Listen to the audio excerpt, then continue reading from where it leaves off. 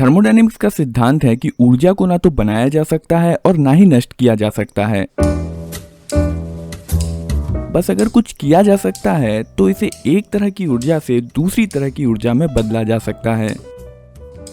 ऊर्जा कई प्रकार की होती हैं, जैसे कि खाद्य पदार्थ में या ईंधन में ऊर्जा केमिकल एनर्जी के रूप में स्टोर रहती है और जब इसे जलाया जाता है तो यही ऊर्जा हीट एनर्जी में बदल जाती है।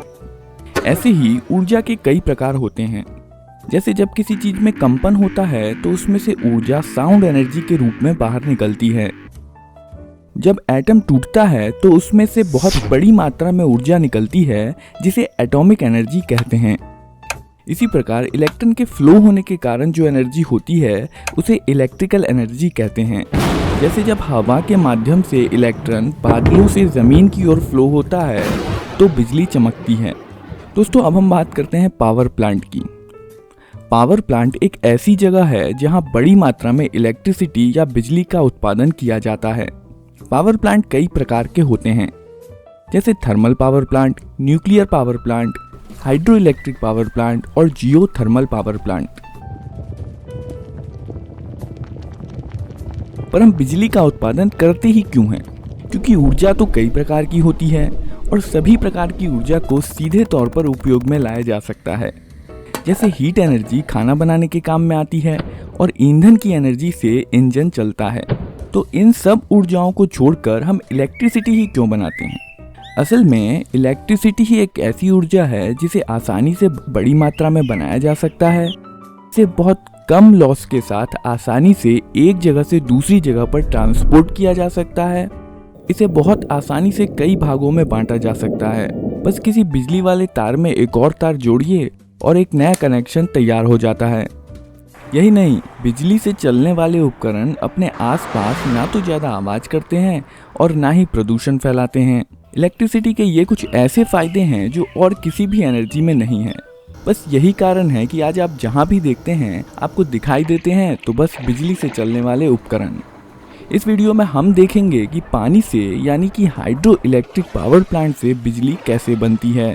पानी से बिजली बनाने के सिद्धांत को समझने से पहले आपको ये समझना होगा कि कोई भी चीज़ जब ऊंचाई पर होती है तो उसमें एक एनर्जी मौजूद होती है जिसे पोटेंशियल एनर्जी कहते हैं। यह एनर्जी इसलिए होती है क्योंकि पृथ्वी सभी चीज़ों को गुरुत्वाकर्षण के कारण अपनी ओर खींचती है, इसलिए ऊंचाई पर रखी चीज़ में नीचे गिरने की क्षमता होती है। मान लीजिए कि एक पत्थर ऊंची जगह पर रखा है तो पृथ्वी की गुरुत्वाकर्षण के कारण इसमें पोटेंशियल एनर्जी मौजूद होगी, पर यही पत्थर जब जमीन पर रखा होगा तो इसमें यह एनर्जी नहीं होगी। पर क्या वाकई मात्र ऊंचाई पर रख देने से पत्थर में एनर्जी आ जाती है? तो चलिए इसको समझने के लिए हम एक एक्सपेरिमेंट करते हैं, जिसमें एक पत्थर को पुल्ली और रस्सी के माध्यम से ऊपर हवा में लटकाया गया है और पत्थर के ठीक नीचे एक लकड़ी का फट्टा रखा गया है। रस्सी को हाथ से छोड़ते ही यह पत्थर नीचे गिरने लगेगा और यही नहीं बल्कि इसकी स्पीड भी बढ़ती चली जाएगी और नीचे पहुंचते पहुंचते यह पत्थर इतना पावरफुल हो जाएगा कि यह जमीन पर रखे लकड़ी के फट्टे के चीथड़े उड़ा देगा। तो इस पत्थर में ये एनर्जी आखिर आई कहां से? असल में यह ऊंचाई पर रखे पत्थर की पोटेंशियल एनर्जी ही थी जिसकी वजह से लकड़ी का फट्टा टूट गया। अब यही पत्थर जब जमीन पर है तो इसमें एनर्जी नहीं है, क्योंकि अब इसके गिरने की क्षमता खत्म हो चुकी है और अब यह और नीचे नहीं गिर सकता। अब अगर इस पत्थर में वापस एनर्जी भरनी है तो आपको इस पत्थर को वापस ऊंचाई पर चढ़ाना पड़ेगा और अपनी एनर्जी इस पत्थर को देनी होगी। और जब पत्थर नीचे गिरेगा तो जो एनर्जी आपने इस पत्थर को ऊपर चढ़ाते समय इसमें जमा की थी वही एनर्जी इस लकड़ी के फट्टे को तोड़ेगी। पत्थर की ही तरह जब पानी ऊंचाई पर होता है तो उसमें पोटेंशियल एनर्जी स्टोर रहती है और इसी एनर्जी के कारण पानी ऊंचे पहाड़ों से नीचे की ओर बहता है और नीचे की तरफ बहते बहते अंत में पानी समुद्र में जाके मिल जाता है, क्योंकि समुद्र का लेवल सबसे नीचा होता है। जैसे पत्थर के नीचे गिर जाने के बाद इसमें दोबारा एनर्जी भरने के लिए आपको इसे वापस ऊंचाई पर चढ़ाना पड़ा था, वैसे ही पानी में भी एनर्जी भरने के लिए इसे वापस ऊंचाई पर चढ़ाने की ज़रूरत होती है। पर इस केस में ये काम करता है सूरज। सूरज की एनर्जी नदी, झील और समुद्र के पानी को गर्म कर देती है, जिससे पानी भाप बनके ऊपर आसमान में चला जाता है। और यह भाप बाद में बादल बन जाता है। यह बादल जमीन पर या पहाड़ों पर जाकर बर्फ या पानी के रूप में बरसता है।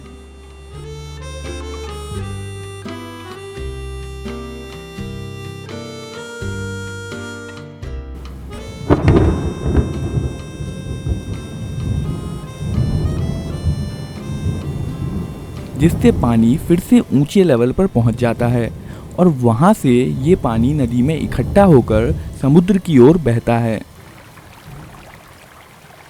अब चूंकि सूरज की गर्मी के कारण ही पानी भाप बनकर वापस ऊंचे लेवल पर पहुंचता है, इसलिए नदी के बहाव में जो एनर्जी है वह मुख्यतः सूरज की ही एनर्जी है। पर इस एनर्जी का इस्तेमाल कैसे किया जाए? इस बहते हुए पानी से बिजली कैसे बनाई जाए? पानी से बिजली बनाने के लिए हमें ज़रूरत होती है एक डैम या बांध बनाने की। डैम बनाने के लिए इंजीनियर्स को एक ऐसी नदी को चुनने की आवश्यकता होती है जिसमें बहुत सारा पानी बहता हो, ताकि इलेक्ट्रिसिटी बनाने के लिए रिजर्वायर में पर्याप्त पानी जमा हो सके। लेकिन फिर उन्हें एक बड़ा रिजर्वायर बनाने के लिए एक गहरी घाटी की आवश्यकता होती है। बस इतना ही नहीं, डैम आसानी से बन सके इसलिए एक संकीर्ण जगह की खोज करनी पड़ती है।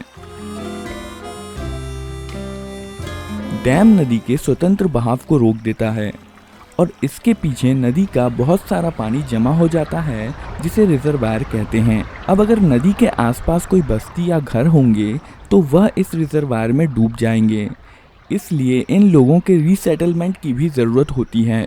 आप देख सकते हैं कि डैम बनाने से डैम के एक तरफ रिजर्वायर में बहुत सारा पानी ऊंचे लेवल पर जमा हो जाता है। अब बस ज़रूरत है तो पानी को ऊंचे लेवल से नीचे लेवल पर गिराने की और इसमें मौजूद पोटेंशियल एनर्जी को इलेक्ट्रिकल एनर्जी में बदलने की। पानी में से एनर्जी निकालने के लिए बड़ी बड़ी पाइप्स के माध्यम से पानी को नीचे की ओर गिराया जाता है। इन पाइप्स को पेनस्टॉक कहते हैं।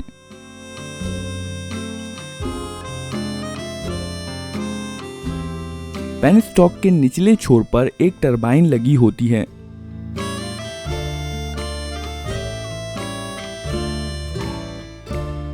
जब पेनस्टॉक के रास्ते को खोल दिया जाता है, तब इसमें से ऊंचाई से गिरता हुआ पानी बहुत तेज गति के साथ बाहर निकलता है और टरबाइन की ब्लेड पर धक्का लगाने लगता है, जिसके कारण टरबाइन ब्लेड घूमने लगती हैं।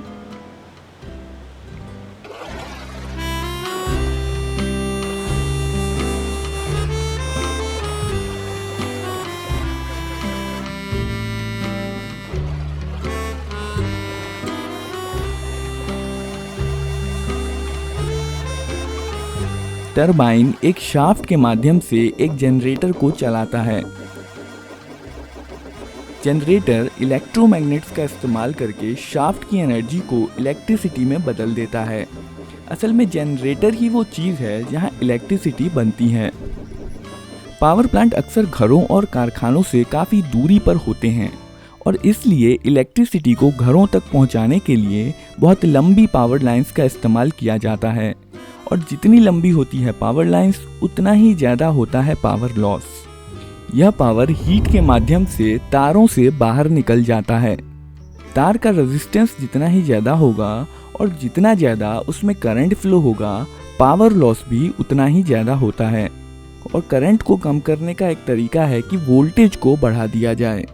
इसलिए power companies step up transformer के ज़रिए वोल्टेज को बढ़ाकर कई 100 वोल्ट का बना देती हैं। यह बिजली शहर के नज़दीक स्थित इलेक्ट्रिसिटी सब स्टेशन में पहुंचती है, जहां इसके वोल्टेज को कम करके घरों और कारखानों में सप्लाई किया जाता है और इस तरह बिजली आपके घरों तक पहुंचती है।